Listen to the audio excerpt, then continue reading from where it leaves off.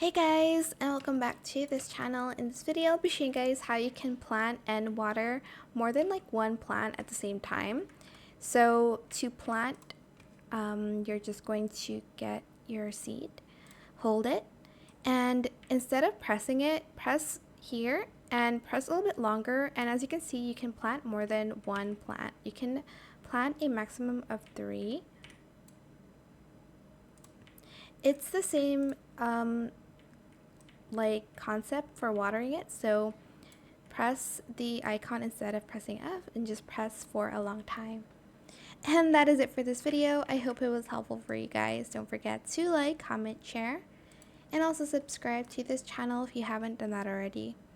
If you have any more questions about this video, just leave it in the comment section down below. I will try my best to answer them all for you guys. And if you found this video helpful, please click the thanks button as well. That is it for this video. Thank you so much for watching. Bye!